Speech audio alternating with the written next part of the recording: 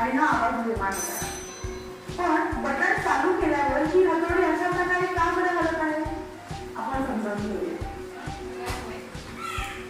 येथे हा एक लोखंडी लाभा आहे ज्याच्या चारही बाजूने ही तांब्याची तार गुंडाळलेली आहे.